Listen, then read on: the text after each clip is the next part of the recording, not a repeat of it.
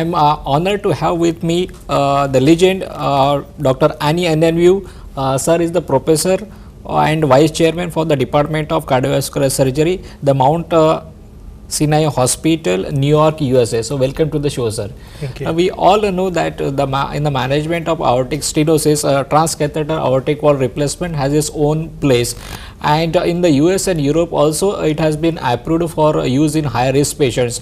But the question that remains in mind, can we go beyond the high risk patients? Can we expand the indications for the transcatheter aortic wall replacement, and can we use it in the low risk patients? So, to discuss this in detail, I am honored to have with me Dr. Ani. So, sir, what are your views of using a transcatheter aortic wall replacement in the low risk patients?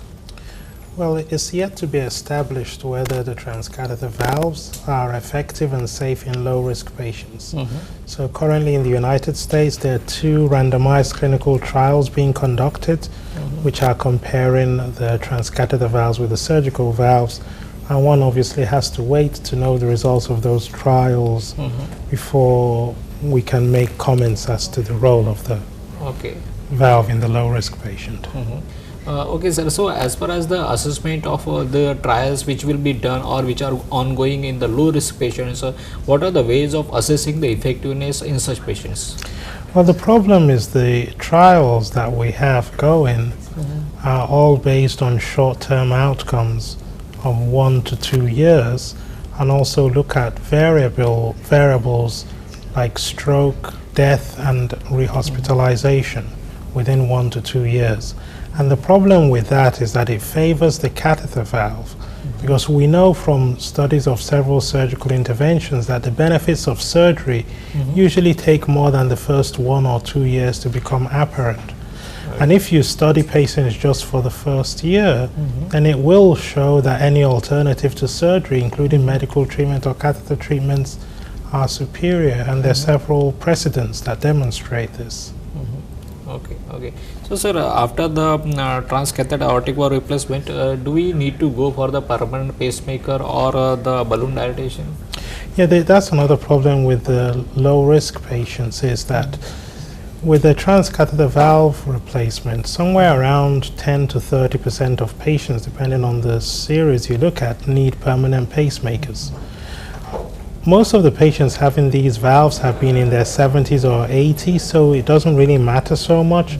But in the younger patient, if you have to have a permanent pacemaker for the rest of your life, say for 20, 30 years, the pacemaker causes some negative effects on the heart in terms of heart remodeling, heart fibrosis, reduced cardiac function, heart failure, atrial arrhythmias, and reduced survival.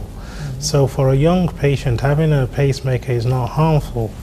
The other issue with the catheter valves is there's a problem with having what we call paravalvular regurgitation, where you have leakage around the valves after the procedure.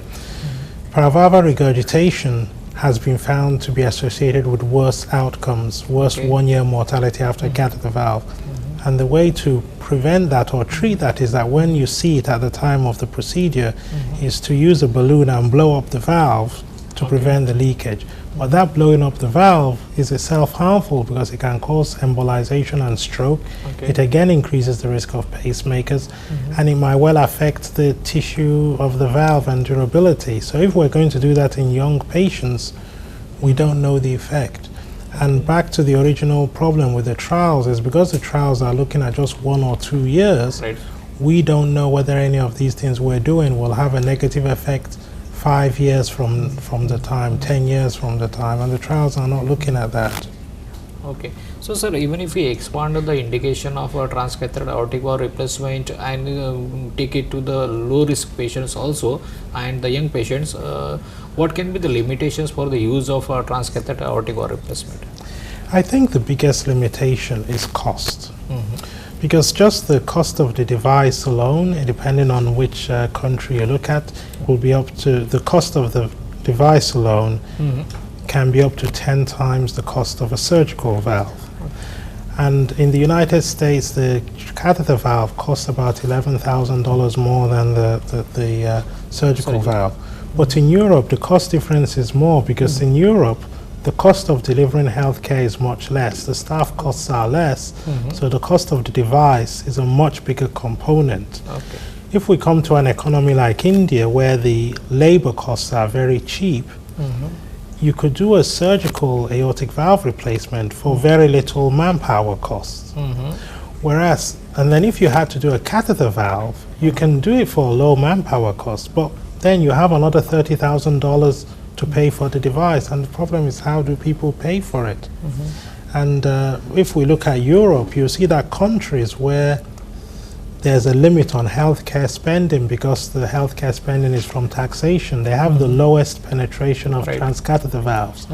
Whereas in countries like Germany or in the United States, where there's some kind of insurance scheme and doctors get reimbursed no matter how many catheter valves they do, use of catheter valve explodes.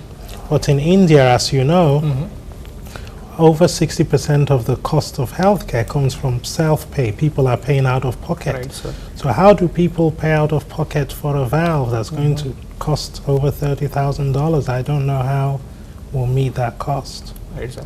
So, sir, thank you so much for putting light on the place of transcatheter aortic valve replacement vis-a-vis the surgical valve replacement. So, thank you so much. Thank you very much.